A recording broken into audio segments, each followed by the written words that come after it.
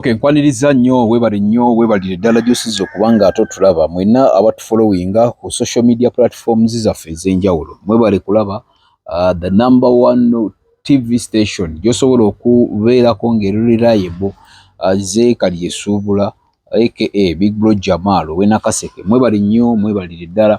Bibadde bingi ebitambula newankubadde mbadde oba oliawo nga waliwo ebikwatamuko nga wabimanyi oluusi bitambula ne bigaana oluusi ne bigira ne bigattawoko naye nga olwaleero akawungeezi k'eggulo nayagadde mbagambe naye ndowooza era mbadde mwabirabye. Akawungeezi k'eggulo waliwo omwana bamuyita Samy owa Might Family. Samy yali ne munne naye munne ye n'atasobola kubanga akifollowinga bulungi naye agayitingana mbu actually byabadde byaggulo eggulo baamukutte ng'akwatibwa poliisi y'e Kenya. Poliisi y'e Kenya yamukutte. Samy atamumanyi muzannyi wa katemba era tiktoka mulungi nnyo, social media influencer nti abadde agobererwa nnyo abantu ab'enjawulo naddala oba oliawo ebintu ebibadde bitambula nti ebyamukwasizza agamu ku ge twakafuna ebimu ku bimukwasizza.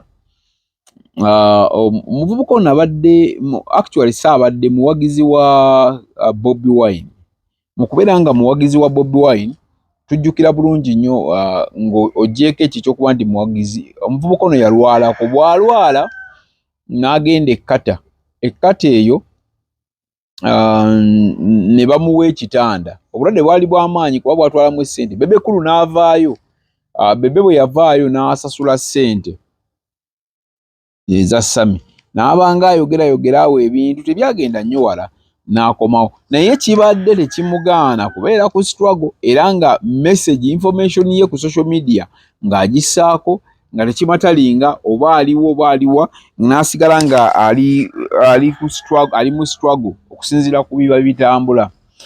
Eggulo akawungeezi k'eggulo nti Samy twategeezeddwa nti yakwatiddwa kati bw'akwatwa n'abeera mu custody ya police e Kenya era mbu batugamba abali close tugezezzaako actually leero ngezezzaako okunoonya mukyala wa Samy enamba z'essimu nga teziriiko ze bampadde ziriko nga njagala kumubuuza kubanga aba ayina reliable sources like aba ayina information weeva yennyini nga teziriiko n'emikwano gya Samy egimu gye tutegeddeko bwe twetoolodde bwe tutyo okubabuuza nabo nga batyatankana ebimukwasizza naye waliwo batutegeezezza ne bagamba mbu Samy okuviira ddala we yawona yatandika okuba nga abaako n'abantu abalondoola abamutambulirako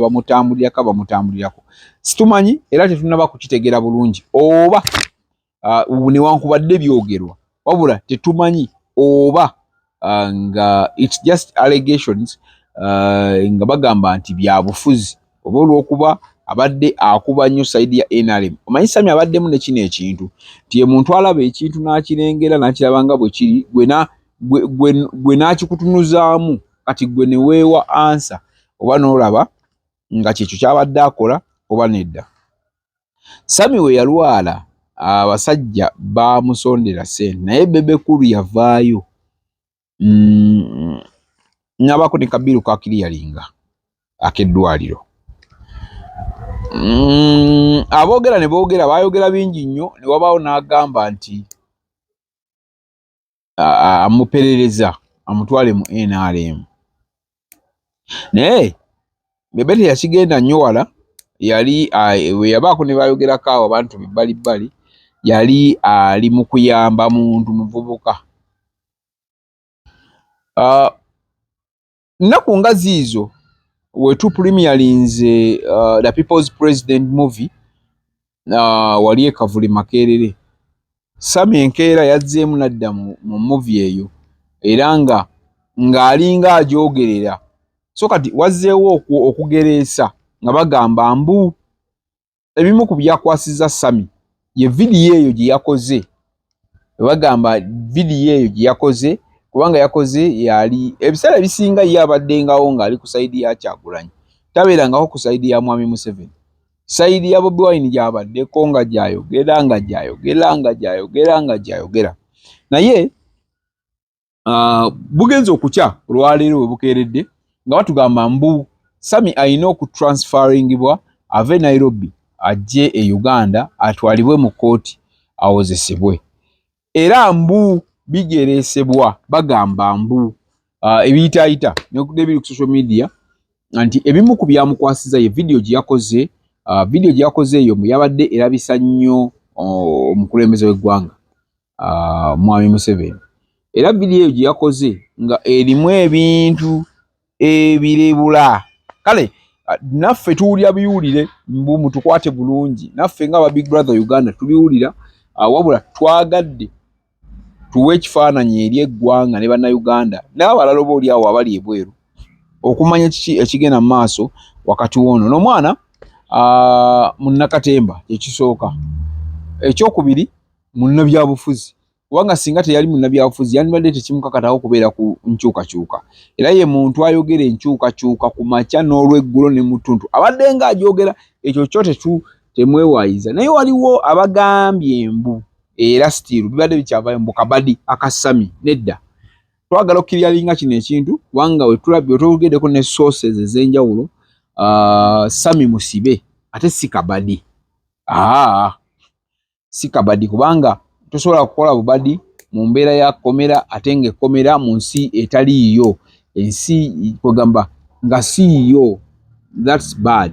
Si kyangu era by'obonoonya simanyi nti oba osobola okubifuna. So ye embeera eriwo ey'okubeera nga munnaffe ali munda mu komera, tumusabire, naye nga kitegeezeddwa mbu ajja kuleetebwa e Uganda singa baba babiteredde. Mujjukira bulungi nnyo omanyi abaana babasibirasibira ebweru eyo ne babasibirayo. Biniganta bamusibira eyo ziti kata side eyo. Naye President wa Federation nanoonya ku by'abayimbi abo nanoonya, naye sitwategeera kikyagenda mu maaso, wabula twakomyewo okumanya mbu Bobi yasasuddeyo akasente akabiniganta.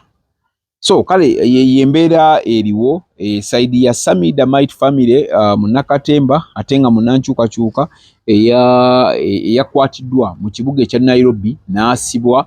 Wabula tutegerekeddwa tuwuliddeko mbu era nga babigereesa mbu ebyokubeera nti birimu ebyobufuzi eby'omukwata ate era olw'okuba nti abadde avumaganya nnyo kugamba alumbagana nnyo Mwami Museven, alumbagana nnyo side ya gavumenti, n'abeera nga abaddeko n'abantu abamutambulirako paka we yagudde mu mannyo g'empisi. Kakati nno katumanye ebiriyo, katulinde ebiriyo kubanga byonna bayinza obigeraasa, byonna ne mubyogera ku intaneti ne mukola bye mukoze byonna naye nga ate waliwo ensonga endala. So katulinde ekinaavaayo okuva ewa Samy the Might family gwe baakutte ali mu kibuga Nairobi, tulabe kiki ekiddako, kiki ekituufu. Baamukutte ddala kigambibwa nga bwe kigambibwa nti ensonga za byabufuzi oba si za byabufuzi. Kati tujja bba tusobola okumanya nti oziba nga za byabufuzi era nakyo tukyogereko tukitegeere nti kyabadde bweki ne bweki ne bweki. Kye tukibasuubiza tugenda kukibawa wano wennyini. Webale kusubscribinga, njagala okukwebaza. Tubuzaayo kati nnyo tukoona omutwalo ogw'abasubscribers. Njagala okubebaza yonna gye muli, naye nga teweerabira banaffe abashihan boarding day and primary school, standard day and boarding primary school bagamba nti basangibwa Luba zone mu Bulwa zone wane Rubaga gye basangibwa awo Rubaga osobola okugendawo essomero lyabwe okulinana 24/7 motel osobola okubeera nga ate obafuna bulungi nnyo. Baayise bulungi nnyo abaana 38 bonna baayise mu first grade. 36 baayite mu first grade, 2 be baayitidde mu second grade. So ngate banafa ba Victoria School of Beauty and Hospitality Management bakugamba nti mu bintu byonna by'obolowoozaako tandika okulowooza ku kintu ekikwatagana n'okusoma P7 senior 4 senior 6 basobola okukuyamba ebintu ne byanguwa nnyo. So ngate banafe aba Top Care Restaurant basangibwa Nalokolonge wali main branch, wali na Bingo twakozeho branch, e Masaka tulinawo branch.